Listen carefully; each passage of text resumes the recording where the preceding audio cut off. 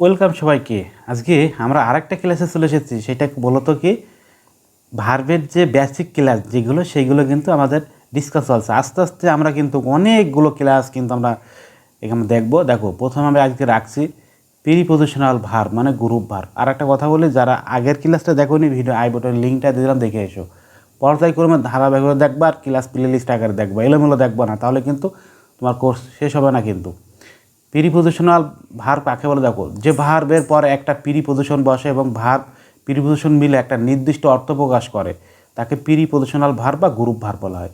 মানে কি, একটা ভার্ব থাকবে তার সাথে একটা কি প্রিপোজিশন থাকবে, সেইটা কিন্তু আমাদের প্রিপোজিশনাল ভার্ব। যেমন আছে লুক অ্যাট মি, যে লুক অ্যাট, এই দেখো এইটা কিন্তু আমাদের একটা প্রিপোজিশনাল ভার্ব, ফিক্সড বলা হয়।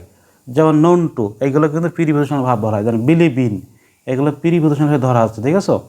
লিসেন টু, এই যেগুলো প্রিপোজিশনাল ভার্ব বা গ্রুপ ভার্ব। সেই গ্রুপ ভার্ব কিন্তু একটা লিস্ট আছে, মুখস্থ করতে হয়। যারা অ্যাডমিশন জবের জন্য অ্যাপ্লাই করছো, গ্রুপ ভার্ব মুখস্থ করে নেবা। তাহলে এই প্রিপোজিশনাল ভার্ব অনেকগুলো রয়েছে, এগুলো চেনার সবচেয়ে শর্টকাট হয়ে এর সাথে একটা ভার্ব থাকবে। আর এই প্রিপোজিশনাল ভার্ব বা গ্রুপ ভার্বের এক্সার শিটটা অবশ্যই তোমরা কমেন্ট করো, অবশ্যই নিতে হবে তোমার কিন্তু, তাহলে তুমি মুখস্থ রাখলেই হবে। এই প্রিপোজিশনাল ভার্ব আর কোনো কিছু রাখার দরকার নাই, এইগুলো পড়লেই হবে। আর প্রিপোজিশনাল ভার্ব আমাদের শর্টকাট বললাম কি, ভার্ব প্রিপোজিশনাল অবজেক্ট এক কথা, এই যে লুক অ্যাট, লিসেন টু, এইগুলো। তাহলে এইগুলো রাখলে হবে।